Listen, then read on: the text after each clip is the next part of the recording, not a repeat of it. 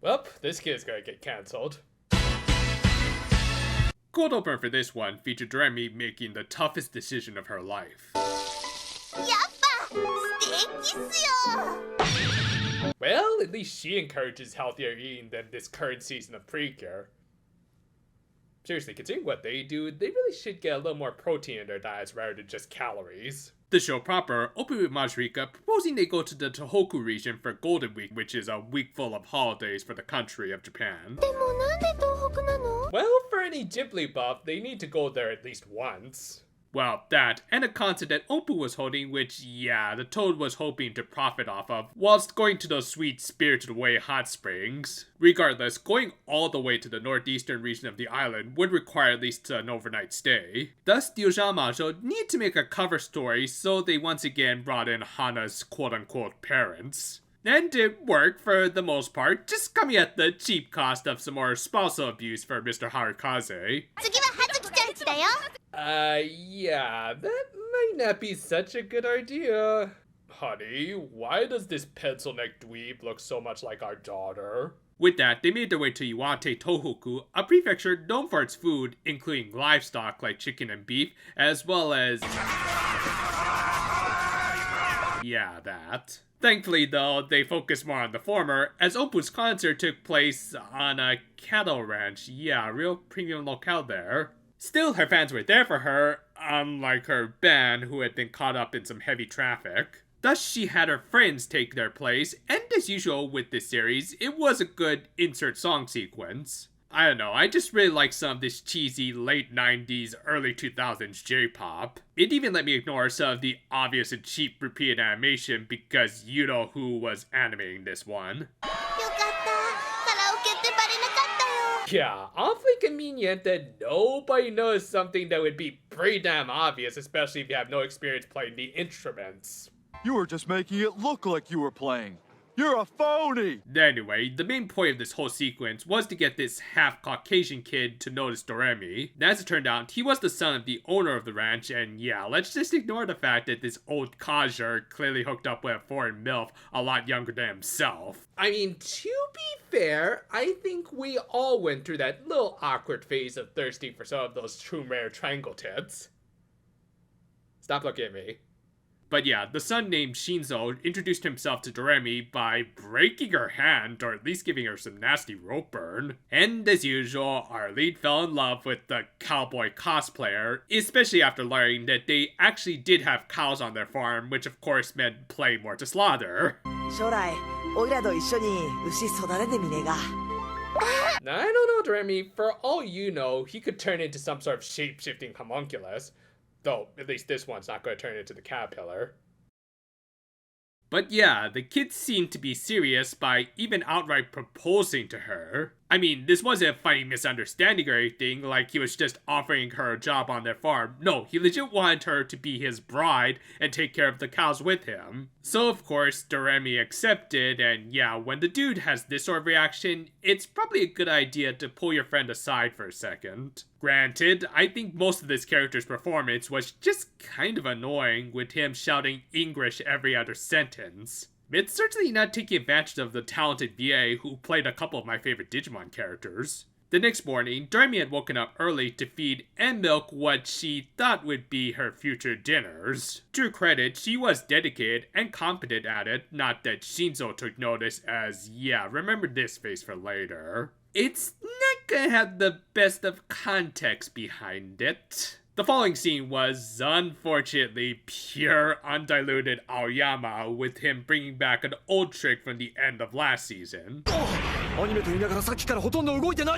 Yeah, just a full-on little montage, which if it were meant to show a bunch of different locations and scenes like it did last season, it still wouldn't have been all that great, but at least kind of excusable. However, this was one scene featuring Aiko and Shinzo competing in a bull riding contest with no actual bull riding, at least in terms of motion. So yeah, kind of an inexcusably lazy scene. But anyway, the contest resulted with Aiko taking first place over Shinzo. This got him to have a little talk with her later, which as Aiko would reveal to Doremi was the same talk that he had had with her.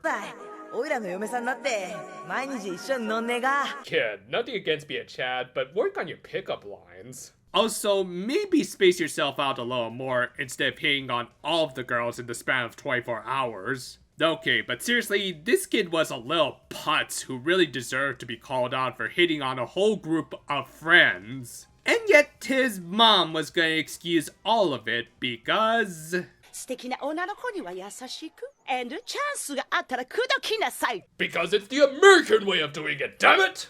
Yeah, I think the idea of this episode was to exposit about how different cultures tend to have their own ways of approaching relationships, so we should respect that. Certainly not a bad lesson per se, but the problem here was kind of obvious. Most people of any culture don't act like this.